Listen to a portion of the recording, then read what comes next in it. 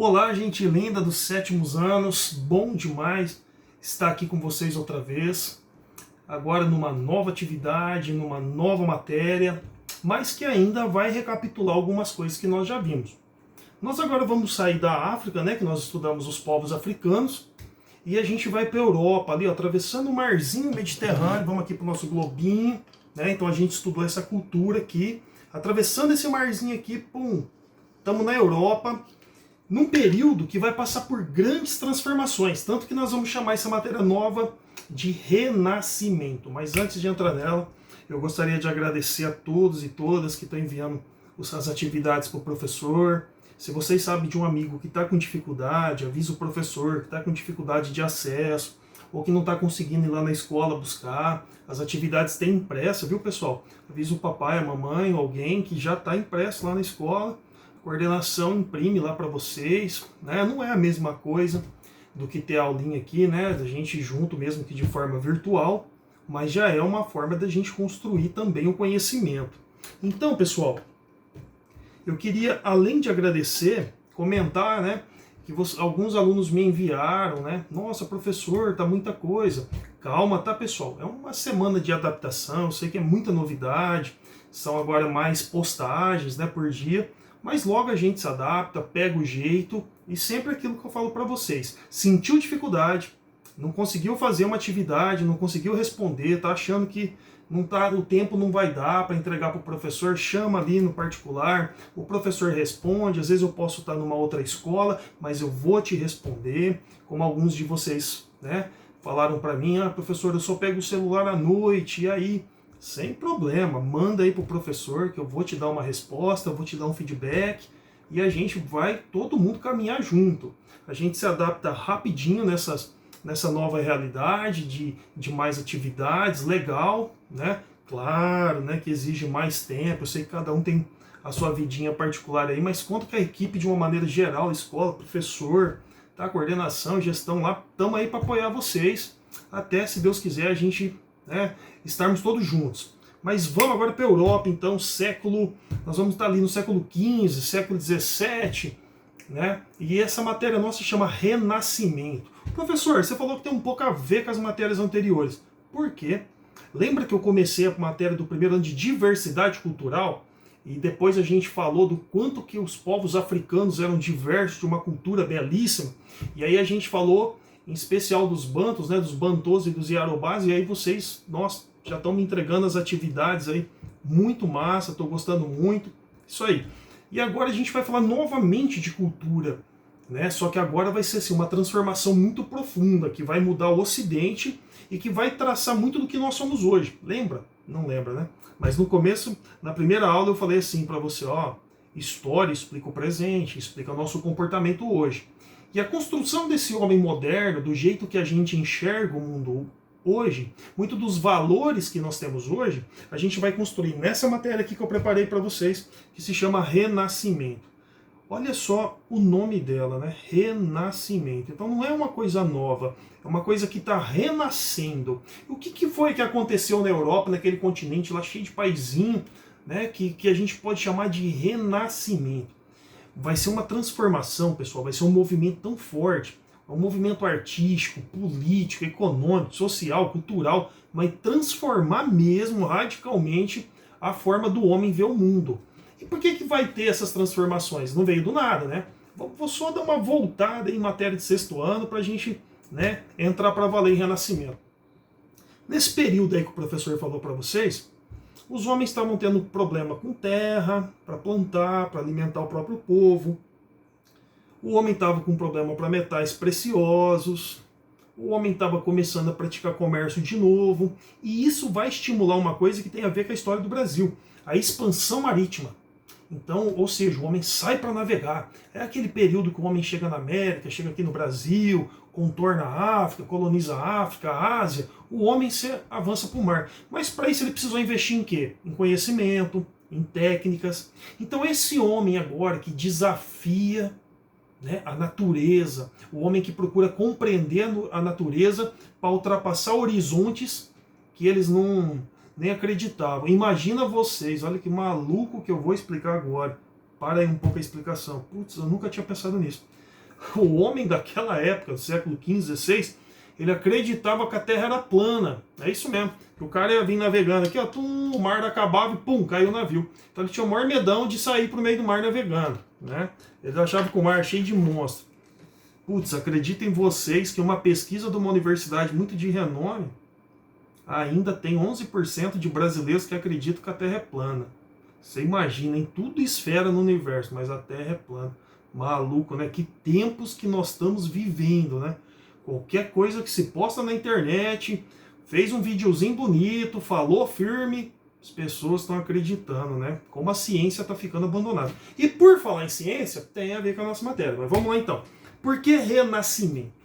O homem vai voltar a valorizar a ciência, a razão, o conhecimento, o estudo. E isso, por que renascimento? Teve dois povos que vocês viram lá no sexto ano, importantíssimo, que foram os gregos e romanos. Eram dois povos que valorizavam muito esse aspecto de conhecimento, de arquitetura, de teatro, de filosofia, de compreender a natureza, de engenharia. Então, esses pensadores agora, desse novo momento que a gente está estudando, vai falar assim, cara, a gente tem que se basear lá naquele povo lá do passado. Aquele povo, sim, estudava, o homem era o centro das coisas. Lembra aquelas estátuas gregas, aqueles corpos perfeitos, aquela coisa do homem, né, ser importante? A mitologia grega, não sei se vocês gostam, eu curto muito. Essa coisa dos deuses, o homem era tão importante que os deuses, né, dialogavam, tinham até filhos com seres humanos, né? Tem um monte de filme da hora aí que fala sobre isso, né? Percy Jackson, Ladrão de Raios, nossa, filmaço. E tem uma saga dele, um monte de livro e tal. Bom, vamos para o que interessa. Então, essa sociedade dessa época vai beber lá nessa fonte. Ou seja, vai buscar, né, essa valorização da razão de novo. Mas, professor, se eles estão voltando, como que eles viviam? Nesse tempo aí, alguns de vocês devem ter visto, mas nem todos, né? Não sei. No finalzinho do ano, do quarto bimestre, sexto ano, vocês aprenderam uma materinha chamada Idade Média, feudalismo, senhor feudal, castelo, lembra disso? Servo e tal.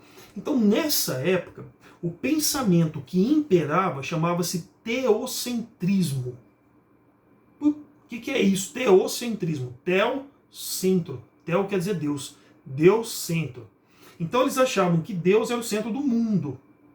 Legal. Mas não era bem uma questão de Deus, era questão religião. Ou seja, eles buscavam as respostas quase que na religiosidade. Não quer dizer que o homem abandonou a ciência, tá? Teve muita evolução cultural e também nessa época aí da Idade Média. Mas a base do pensamento era religioso. Então, para não esquecer, vamos lembrar? Idade Média, teocentrismo, religião. Era a base do pensamento. Então, muitos fenômenos naturais, acontecimentos sociais eram explicados pela religião. Por exemplo, por que eu nasci pobre? Porque você nasceu pobre porque você pertence a essa classe social. Eu podia mover de classe social? Dificilmente. Nascia servo, pum. Né? Dificilmente eu ia ser nobre. Por que aconteceu isso? Porque Deus quis. Por que é assim? Então, a religião, ela cumpria esse papel político, social. Então, ela tinha muito poder, principalmente a Igreja Católica, que aí, né, já era a detentora do poder na cristandade. Então, essa Idade Média é marcada pelo pensamento teocêntrico, ou seja, né, o homem como centro de tudo. Linda essa minha Bíblia, né? Fantástica. Essa é uma Bíblia, pessoal, na verdade é só o Novo Testamento, chama Bíblia de Veneza.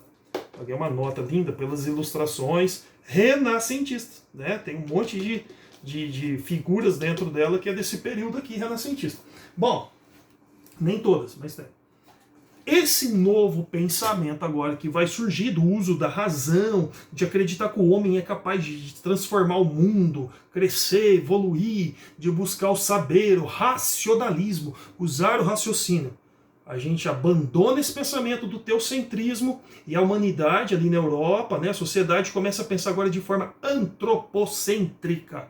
Ixi, professor, aí você quebrou minha cabeça. O que é antropocêntrica? Ou antropocentrismo? Lembra do teocentrismo? Deus como centro de tudo. Religião, centro de tudo. Antropocentrismo é o homem agora como centro de tudo.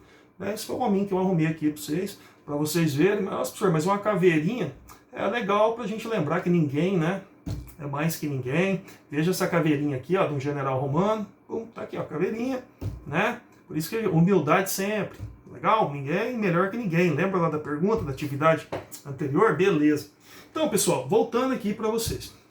O homem, então, passa a ser o centro do universo. Abandona Deus? Não. O homem continua religioso, só que ele vai falar assim: a obra mais perfeita de Deus, a criação, é o homem. Por isso o homem deve ser o centro do universo. Ele deve ser valorizado, a razão, a ciência e todo o saber dele. Caramba, professor. É muito parecido com hoje, né? Percebeu? O homem é o centro de tudo, o homem é a razão, detentor do conhecimento, detentor de saber. Percebe, né? As semelhanças que existem com o que nós vivemos hoje. Professor, e aonde começa isso daí? Isso daí, pessoal, vai começar na Itália. Mas por que na Itália? Vamos lá no globinho de novo. Lembra que eu falei das expansões, né? Do comércio, estava começando essa época de navegação? Olha lá, ó, esses desenhos aqui, ó, Europa. Eu preciso arrumar um globinho maior, né? E aí, esse azulzinho aqui, pessoal, é o Mar Mediterrâneo. Então a Itália, que é a botinha, né, do mapa, se vocês tiverem um mapão em casa aí, dá para vocês verem, tem um formatinho de uma botinha. Deixa eu ver, esse aqui também é pequenininho, vai resolver. Então vamos lá. Ela vai controlar esse comércio aí no Mar Mediterrâneo, então ela vai enriquecer muito. Então nessa região de Florença, vai tudo favorecer ali para esse novo movimento artístico-cultural acontecer ali na Itália. Tá? Por quê? Essa coisa de fazer comércio, de nascer o comércio, vai surgir uma classe social que até então não tinha força nem prestígio e não era tão organizada, mas que agora que chama-se burguesia. Né? Hoje a gente fala burguesia, mas no sentido pejorativo, né? Fala, oh, meu, você é muito burguesinho, você é muito chatinho e tal, você é muito burguesinha, riquinho e tal. Não é esse o sentido. Burguesia naquela época queria dizer pessoas de origem dos burgos, onde se praticava o comércio perto das muralhas do castelo. Então, comerciante eram os burgueses. Então tinha muito burguês nessa região, o que vai favorecer ali o financiamento dessas novas artes, muito dinheiro vai ter ali, o que vai fazer com que se expanda rápido pela Europa. Mas como eu disse para vocês, começa ali em Florença. Depois vai para Roma. Aí Roma se torna o centro do Renascimento. Mas por que, professor, vai para a capital? Lembra de Roma? Capital da cristandade. Onde está o Papa. Onde está a sede da igreja. Então observe que eles param de ser teocentristas, mas não abandonam a religiosidade. E esse novo modo de pensamento também vai influenciar as pessoas da igreja, que vão ficar muito admirados com essas obras de arte, com esses filósofos, com esse jeito de pensar. Tanto que o Papa, os cardeais, os padres, os príncipes, os burgueses, eles vão financiar esses artistas que vão fazer aquelas esculturas maravilhosas, aquelas catedrais renascentistas, né? Como eu sei que vocês vão muito para Paris, né? Então vocês estão sempre viajando para Londres, tá? Eu também, mentira, nunca nem saí do Brasil. Então, ou seja, né? São aquelas coisas lindas, aquelas obras de arte, arquitetônica e tal, e a forma de pensar, de ver o mundo, a ciência. Então essa galera vai estar com dinheiro, com o poder ali em Roma. E aí de Roma acaba disseminando para a Europa toda, e esse pensamento acaba influenciando o mundo todo e o mundo até hoje. Esses são os momentos, pessoal, que a gente chama de grandes transformações. Professor, tá aí essa galera que bancava os artistas aí tudo, como é que chamava essa galera aí?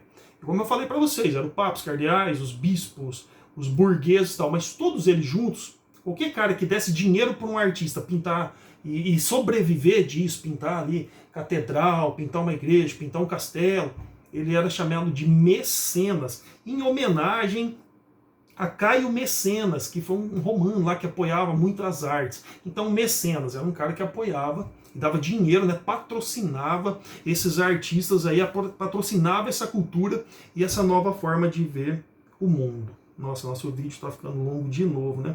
O professor sempre fala que vai fazer os vídeos mais curtos, não tem jeito. Bom, vamos lá então para a gente entender isso daí direitinho.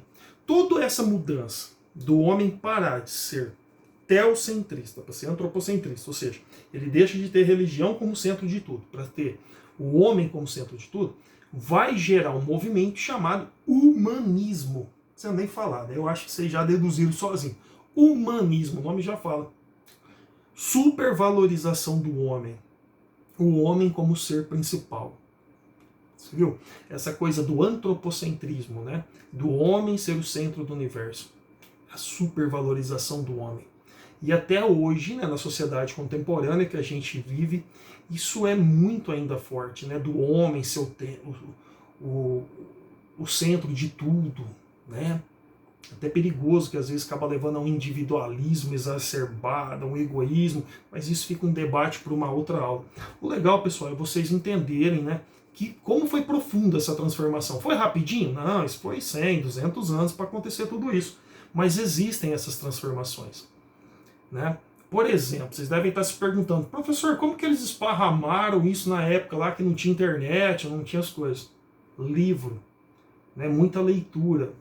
E justamente uma invenção que não é bem uma invenção, né?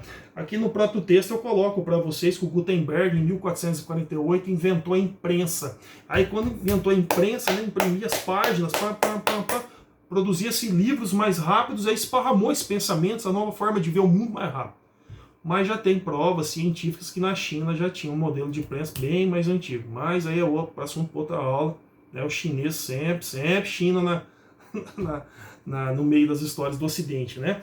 E é isso daí, pessoal. Através da imprensa, através dessas invenções, fizeram com que através dos livros desses artistas, esse novo pensamento se espalhasse pelo mundo. A gente pode contextualizar isso? Se a gente forçar um pouco a barra, dá até para contextualizar. Por exemplo, eu acabei de falar de internet. Você já trocou ideia com os avós de vocês, com os pais? Como que era o mundo sem internet? Né? Você imagina que daqui a alguns séculos vai ter um professor de história explicando assim, então, teve uma galera no final do século XX para o XXI que criaram a internet, que foi criado bem antes, tá, pessoal? Mas só para vocês entenderem, essa internet das redes sociais, eu estou dizendo, e a galera parou de conviver e mudou a sua forma de ficar o dia todo ali no aparelho, se conectando com o mundo inteiro, jogando e dando muito valor ao mundo virtual. Tem pessoas que valorizam mais o número de curtida numa foto do que um abraço sincero, né? A gente está no mundo meio ponta cabeça. Mas então, o professor não está aqui para falar que é certo e errado.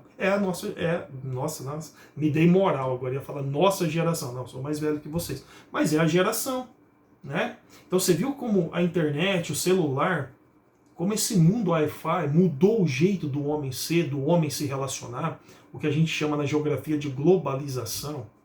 Por exemplo, o Covid agora, como está mudando o jeito da gente andar na rua, da gente tocar as pessoas, da gente se relacionar, né?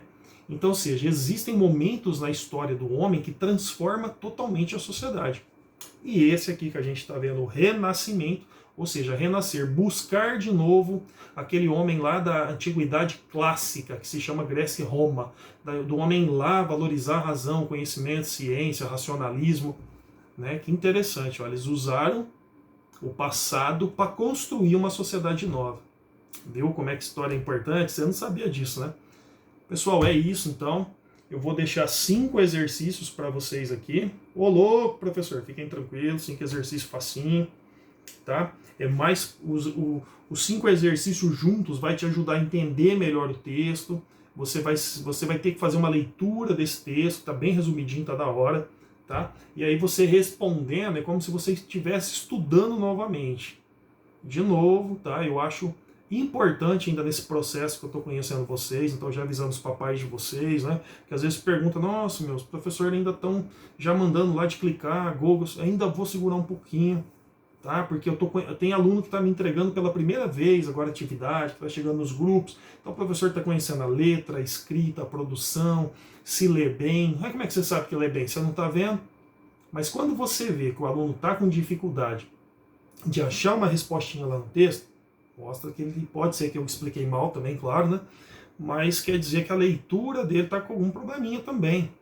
Então é legal para o professor ir conhecendo bem vocês. Então, assim, passar esse mês de março com essa troca, vocês, tá? Até e depois a gente já dá umas atividades mais rápidas, né? Umas atividades. E também vou dar devolutiva, tá? Vai ter aula que eu vou explicar só os exercícios que eu passei para vocês. Vai ter aula com áudio, até falando isso, desculpa daqueles áudio grandão, mas história é complicado de explicar rápido, viu, gente? É tanta coisa. Nossa, vocês imaginam, pra vocês terem uma ideia, eu resumi que você nem tem ideia. O renascimento é bem complexo, mas se Deus quiser, a gente vai superar essa fase, a gente precisa ter muita consciência, parar de acreditar em tanta mentira que é disseminada, Eu estou dando aula aqui para você extremamente triste. Tem uma professora amiga minha que eu amo muito, está na UTI entubada, super jovem com Covid. A gente fez muita oração por ela, mas está doendo muito porque ela foi muito importante na minha vida. Tem mais 2 amigos, colegas meus de profissão, numa cidade aqui pertinho, também entubado, em Jaborandi. Ou seja, isso não é brincadeira. Eu não sei o porquê o ser humano está revelando essa face, eu não sei explicar para vocês. Me dói, me faltam palavras. Olha que eu sou falante, mas é sério, a Covid é séria, não é brincadeira. Não é mídia. Gente, o mundo parou. Parou NBA, parou, não teve Olimpíada, parou, vamos pegar coisas que eu gosto aí, parou Champions League, parou campeonato, parou tudo. A gente sabe que a economia não pode parar, a gente sabe que a fome é latente. A gente entende esse debate. Mas não é escolher entre uma coisa e outra. É escolher a vida, né? Então nossos líderes precisam vacinar, precisam cuidar do nosso povo. E quando a gente fica disseminando essas mentiras, a gente está matando pessoas. Porque talvez, para muitos de nós, graças a Deus, nosso organismo é resistente, tem ela de maneira sintomática, mas sem querer você pode transmitir o vírus para alguém que não vai ter essa sorte. E não existe pessoa, lembra que vocês responderam isso para mim? Ninguém é mais importante que ninguém. Então, para quem já perdeu alguém que ama, sabe a diferença que faz, né? Não é uma coisa de brincar, é uma coisa séria. Eu fico muito triste quando eu vejo as pessoas rindo disso, falando que isso é mentira. Mas, vamos lá. Quase 260 mil pessoas, né, gente? Como que é mentira? Bom, obrigado pela aula de história, obrigado por assistir o vídeo até aqui, espero que vocês gostem. Até a próxima aula, tá?